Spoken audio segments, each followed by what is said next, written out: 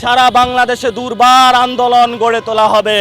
এই রক্ত আমাদেরকে শিখিয়ে দিয়েছে বাংলাদেশে যারাই খুনি আছে একটা একটা ধৈর্য ধৈর্য আমরা সবাইকে বাংলার মাটিতে বিচার করব ইনশাআল্লাহ।